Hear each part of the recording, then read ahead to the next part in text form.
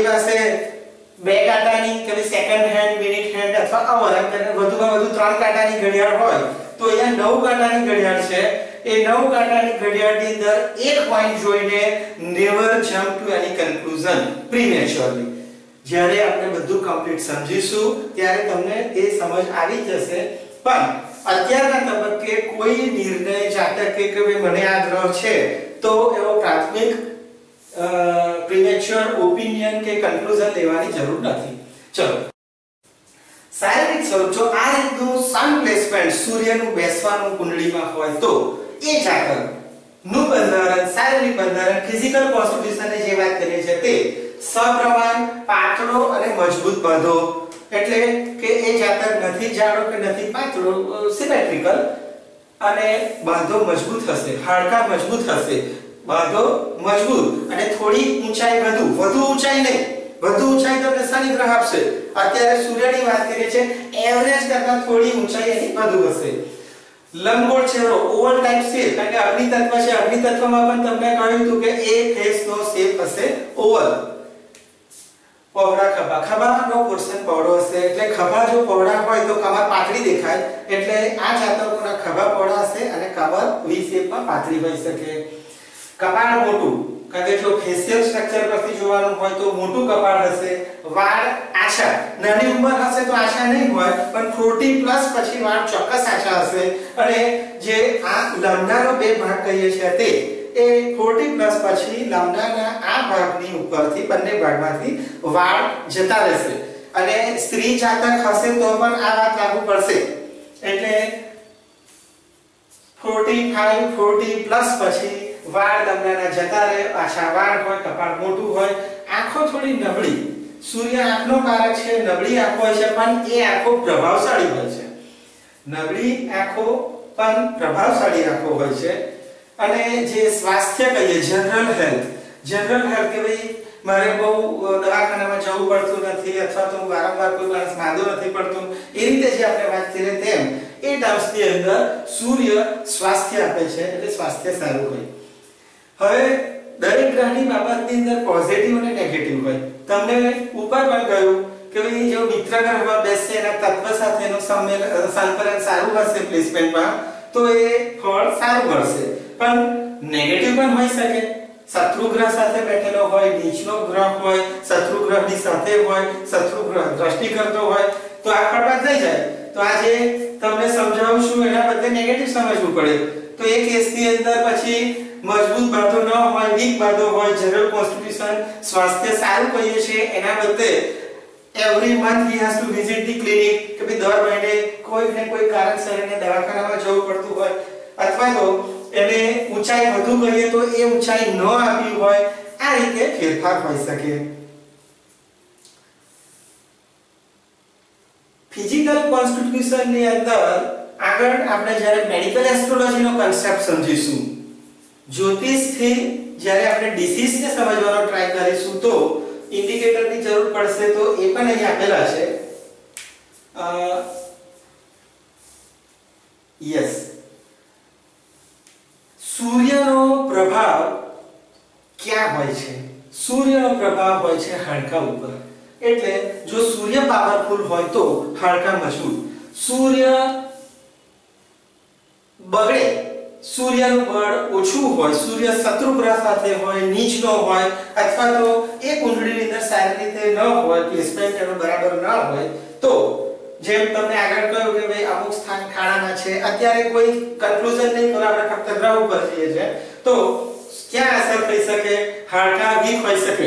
એટલે સામાન્ય રીતે સૂર્ય અને શનિના ગોચરમાં, સૂર્ય અને શનિનું ગોચર એટલે શત્રુ ગ્રહ સાથેનું ગોચર એટલે અસ્થિભંગનો યોગ કહીએ છીએ. કારણ શું? કારણ કે સૂર્ય હાડકું બતાવે છે, એટલે હાડકા બતાવે છે, માટે એને પડવા ભાગવાનો અને હાડકું ભાગવાનો યોગ બને છે. માથું અને મુખ, મોઢાનો ભાગ જે છે એ સૂર્ય કંટ્રોલ કરે છે, એનું ઇન્ડિકેશન કરે છે. આંખ, જેમ તમને કહ્યું કે સૂર્ય આંખનો કારક છે, એટલે કર્ક રાશિમાં બેઠેલો સૂર્ય, જલ તત્વની રાશિમાં બેઠેલો અગ્નિ તત્વનો સૂર્ય ગ્રહ શું આપશે? આંખનો પ્રોબ્લેમ આપશે. આંખમાં કંઈક ફૂલ હોય, ચશ્મા હોય, વધુ નંબરના ચશ્મા હોય, કોઈક ને કોઈક વીકનેસ હશે. ક્યારે?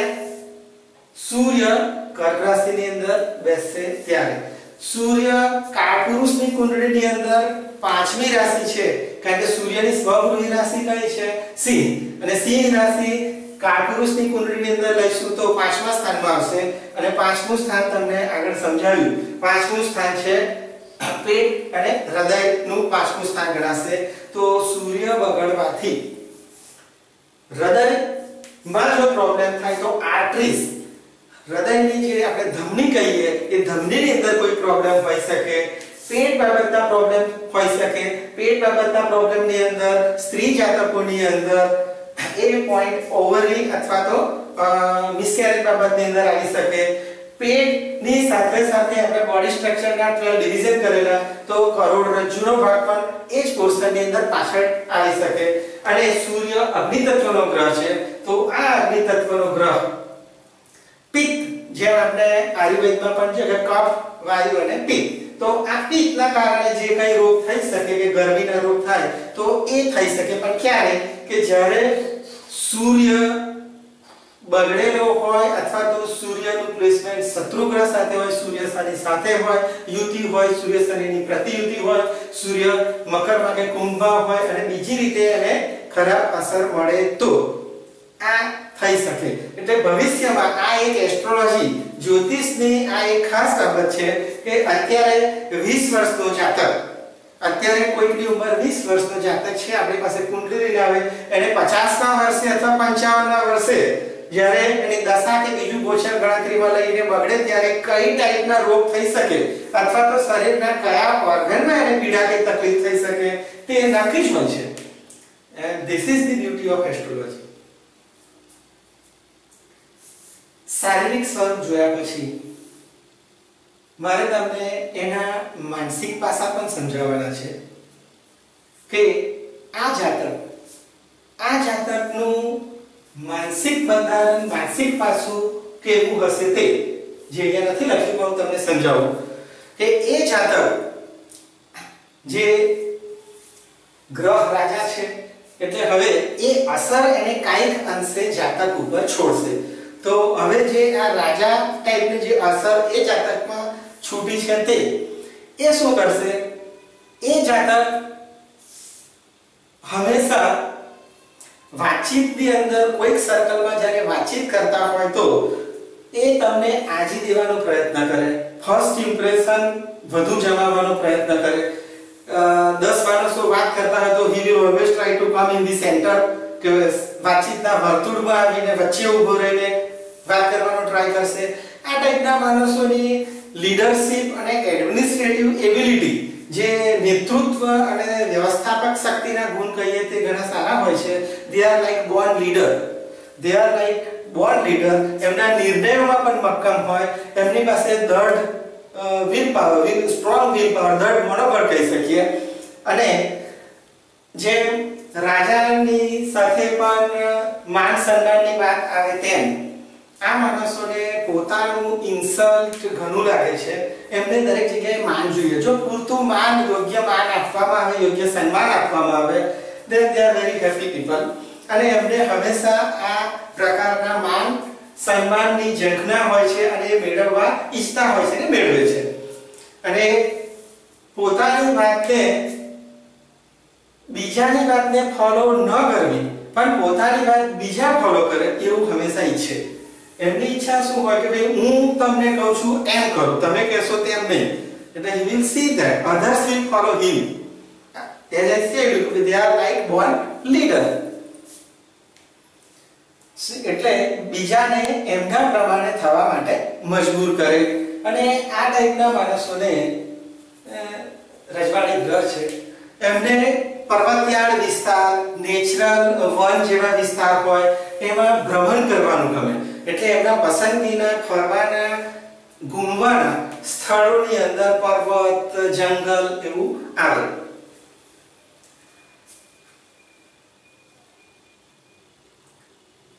કારક પર જોઈએ હવે ઇન્ડિયન જે ભારતીય વૈદિક એસ્ટ્રોલોજી કહીએ છીએ એની એક ઇન્ડિકેટરની પણ એક ખાસિયત છે આ ખાસિયતની અંદર દરેક ગ્રહોના ઇન્ડિકેટર અથવા તો સિગ્નિફિકેટર કે ભાઈ દરેક ગ્રહ પોતે શું બતાવશે, કુંડળીનું પ્લેસમેન્ટ ક્યાંય પણ હોય, રાશિ કશી જ પણ હશે, કોઈ પણ રાશિ હોય, કોઈ પણ જગ્યાએ કયા પણ ભાવમાં ગ્રહ બેઠેલો હોય, પણ એ નક્કી છે, પ્રી ડિસાઇડેડ કે દરેક ગ્રહોને એક અમુક ટાઈપના પોર્ટફોલિયો જેમ એલોટ કરવામાં આવ્યા હોય, વહેંચણી થઈ હોય એ રીતે કે ભાઈ આ ગ્રહોનો આ પોર્ટફોલિયો છે, આ ગ્રહો આ બાબત ઉપર ધ્યાન કેન્દ્રિત કરે.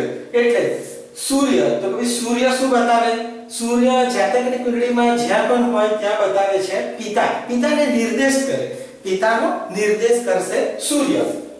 અને કે ભાઈ એમના જો કોઈ જાતકનો સૂર્ય એમ સમજો કે મેષ રાશિમાં છે, ઉચ્ચનો છે, એટલે એ બળવાન છે એવું આપણે પ્રાથમિક જાણીએ છીએ. તો હવે એવું સમજી શકાય કે એ જાતકના પિતા પણ એ રીતે થોડા પ્રોસ્પેરિયસ હશે, સારી રીતે હશે, અથવા તો એ સેટલ હશે લાઈફની અંદર. એકદમ પ્રાથમિક જજમેન્ટની વાત કરીએ છીએ. ખરેખર જોવા જઈએ તો તમે રાશિ અને ગ્રહનું જો સંકલન કરશો તો એમના પિતાનો સ્વભાવ અથવા તો નેચર કેવો હોઈ શકે, અથવા કયા ફિલ્ડમાં જોબ કરતા હોય, એમનો ધંધો વ્યવસાય શું હશે, કયા ફિલ્ડ સાથે સંકળાયેલા હશે, તે પણ જાતકની કુંડળીમાંથી જોઈ શકાય. ક્યાંથી? સૂર્ય ઉપર દ્રષ્ટિ કરીને તેને સમજીને. અને સ્ત્રી જાતકની જો કુંડળી હોય તો આ સૂર્ય તેમના પતિ બાબતનો પણ નિર્દેશ કરે છે, કારણ કે સૂર્ય એ પુરુષ ગ્રહ છે. પુરુષ ગ્રહ સ્ત્રી જાતકની કુંડળીની અંદર સૂર્ય આપણા જે વધુ પુરાણા શાસ્ત્રો ગ્રંથો છે, નાડી ગ્રંથો છે, એની અંદર સૂર્યને હંમેશા સ્ત્રી જાતકની કુંડળીમાં પતિના કારક તરીકે ગણવામાં આવે છે. આત્મા, જેમ સૂર્યમંડળના કેન્દ્રમાં રહીને બીજા ગ્રહો એને ફરે છે, એ કેન્દ્ર આપણા શરીરની અંદર પણ આત્મા રૂપે છે. એટલે સૂર્ય જાતકના આત્માનું નિર્દેશ કરે છે કે ભાઈ એનો આત્મા ઉચ્ચ કક્ષાનો છે અથવા તો એના સોલ થી whether he is pure or not, like that. એટલે એના આત્મા બાબતની અંદર સૂર્ય ઉપરથી જાણી શકાય ને આત્મબળ અથવા તો આત્મવિશ્વાસ, કોન્ફિડન્સ. તો એને કોઈ કામમાં કોન્ફિડન્સ કે વિશ્વાસ કેટલો છે એ પણ બતાવશે સૂર્ય. હવે વાત આવે અધિકાર, ડોમિનન્સ, ઓથોરિટી, વર્ચસ્વ. કે ભાઈ આ માણસનું વર્ચસ્વ કેટલું, સોસાયટીના કેટલા માણસો પર ડોમિનન્સ હોઈ શકે. એના અંદરમાં એના હાથ નીચે 100 માણસ કામ કરતા હશે, 500 માણસ કામ કરતા હશે, કે પછી એ માણસના હાથ નીચે ઘણા બધા માણસો હોય, કામ કરવાની અંદર હોય, નહીં તો પછી રાજકારણના ફિલ્ડમાં હોય, રાજકારણી તરીકે એની ઓથોરિટી એટલી હોય કે એ માણસ બીજા 20-25 લાખ માણસોને કવર કરતી પોલિસી ડિસિઝન મેકિંગ પ્રોસેસમાં ભાગ ભજવે. તો સૂર્ય બતાવશે, આપણે જોયું, પિતા, આત્મા, આત્મવિશ્વાસ, અધિકાર, ઓથોરિટી. અને આ સૂર્ય એ જાતકની પોપ્યુલારિટી, પ્રતિષ્ઠા, કીર્તિ, કે ભાઈ એ જાતકની કીર્તિ કેટલી પ્રસરેલી હશે, એની પ્રતિષ્ઠા શું છે, અને આ બાબત આવે છે રાજકારણમાં. તો રાજકારણનો નિર્દેશ પણ સૂર્ય કરે. અને જે જાહેર કાર્યો અથવા તો જે કાર્યોની અંદર સમાજને એક સાથે અસર થતી હોય એ બાબત જે રાજકારણ અને સમાજને લગતી છે, એનું એ પ્રતિષ્ઠાની બાબત છે કે ભાઈ સમાજમાં કોઈ એક માણસે કોઈ કામ કર્યું જેનાથી 50,000 1 લાખ માણસોને લાભ થવાનો છે. એટલે જે લાભ થાય છે અથવા તો એ માણસોને કોઈને કોઈ રીતે અસર થાય છે, તો એ પ્રતિષ્ઠાની જ વાત છે. એટલે એ જાહેર કાર્યો પ્રતિષ્ઠાને રિલેટેડ છે, એ પણ સૂર્ય બતાવશે. અને સૂર્ય એ રાજકારણનો અને મૂળ ઓથોરિટી રાજાનો કારક હોવાથી રાજ્યાશ્રય, એટલે કે ભાઈ કોઈકને ગવર્નમેન્ટ તરફથી કોઈ સ્કોલરશિપ મળી હોય, કોઈક લાભ મળતો હોય, અથવા તો કોઈક મેડલ મળવાનો છે, કોઈક એવોર્ડ મળવાનો છે, તો એ મળશે કે નહીં, ક્યારે મળશે, એ જોવા માટે પણ આપણે જોવું હોય તો સૂર્ય, કે ગવર્નમેન્ટ તરફથી કોઈ હેલ્પ, સહાય, રેકગ્નિશન, એપ્રિસિએશન કે કોઈ કદર જે કંઈ મળવાની હોય એ બધું જ ઇન્ડિકેશનનો પોર્ટફોલિયો છે સૂર્ય પાસે. અને સૂર્ય એ જેમ ઉગતો સૂર્ય હંમેશા એક આશાનું નવું કિરણ આવે છે અને હંમેશા આપણને ઉત્સાહ, રાત્રિ દરમિયાન અંધકાર હોય અને જેમ સૂર્ય ઉગતો હોય અને સૂર્યના કિરણો પડે અને એક છોડ હોય એનું ચીમડાઈ ગયેલું પર્ણ પાંદડું કે ફૂલ હોય એ ખીલી ઉઠે એવી રીતે સૂર્યની અંદર પ્રાણશક્તિ છે. તો આ સૂર્ય આપણા બધાના જીવનની અંદર પણ એક ઉત્સાહ લાવે છે. એટલે સૂર્ય હંમેશા કામ કરે છે ઓપ્ટિમિઝમનું. એટલે જો સૂર્ય સારો હશે તો એ માણસો હંમેશા આશા અમર છે એ ઉત્સાહિત થઈને એ સૂત્રમાં માનતા હોય. તમને એ પણ કહું, જેમ આપણે જોયું કે સાથે સાથે નેગેટિવ પણ વિચારવાનું છે. તો આ સૂર્યનું બળ ઓછું હોય, આ સૂર્યનું પ્લેસમેન્ટ શત્રુ ગ્રહો સાથે હોય, સૂર્ય નીચલો હોય, હવે આ બધી મેટર નેગેટિવ થઈ જાય. એટલે સમજવાનું એક જ વખત છે, પણ તમે એક વખત ખ્યાલ આવી જાય કે પોઝિટિવ અને નેગેટિવ, કારણ કે હંમેશા પોઝિટિવ વસ્તુ હોતી નથી. તો એ વખતે કોઈ સૂર્ય નીચલો છે, સૂર્ય શત્રુ ગ્રહનો છે, શત્રુ ગ્રહ સાથે છે. હવે પિતા, તો પિતા બાબતની અંદર એમ કહી શકાય કે પિતા સાથે એને લેનદેન સારી ન હોય, પિતાનું પોતાનું જે જીવન છે એ સંઘર્ષમય રહેલું હોય, અધિકાર કે ઓથોરિટીની બાબતની અંદર એને અધિકાર ન હોય, અધિકાર મળ્યા હોય ધારો કે, તો એ અધિકારની અંદર આગળ જતા પ્રશ્નો ઊભા થયા હોય, કોઈ કેસ ચાલતા હોય, અથવા તો એની પ્રતિષ્ઠા કલંકિત થઈ હોય, પ્રતિષ્ઠા ખરડાઈ હોય, રાજકારણની અંદર હોય તો રાજકારણમાં ઉપરથી નીચે આવી ગયા હોય. એટલે ક્યાંક ને ક્યાંક આ બધું નેગેટિવ થાય. ઓપ્ટિમિઝમની જગ્યાએ પેસિમિઝમ, નિરાશાવાદ હોય, અને આત્મવિશ્વાસની જગ્યાએ કોન્ફિડન્સ ના હોય, lack of confidence, wavering mind, changing decision. આ રીતે નેગેટિવ સૂર્યના પાસાઓને પણ સમજી શકાય. સૂર્ય જેમ તમને કહ્યું અહીંયા બોસ અથવા તો સુપીરિયર જે ઓર્ગેનાઇઝેશન સ્ટ્રક્ચર ની અંદર ઓથોરિટી, જો સૂર્ય ઓથોરિટીનો કારક છે તો ઓથોરિટી છે જે કોઈ માણસ કામ કરે છે તેના બોસ ઉપર, ઉપરી અધિકારી પર, સુપીરિયર પાસે. હવે એ સુપીરિયર એ એના માટે થઈ ગયો સૂર્ય. તો જો એ સૂર્ય સારો હશે તો એને પોતાના બોસ સાથે, સુપીરિયર સાથે સુમેળ ભર્યા, સંવાદ ભર્યા, કોઓર્ડિનેટિંગ સારા રિલેશન હોય. અને જો સૂર્ય એનો બગડેલો હશે તો હંમેશા બોસ થી અસંતુષ્ટ અને દુખી, unhappy with his boss and superior. સૂર્ય ઔષધ ચિકિત્સા જે કહીએ અથવા તો મેડિસિન કહીએ, તો એ મેડિસિનનો કારક પણ સૂર્ય છે. એટલે આપણે કોઈ જાતે કેમ પૂછે કે હું ડોક્ટર થઈશ કે નહીં, મને મેડિસિનમાં જવાના યોગ છે કે નહીં, ભવિષ્યમાં સારો સર્જન બનું કે નહીં, જોવું પડે સૂર્ય. બીજા ગ્રહોનું કોમ્બિનેશન જરૂરી છે.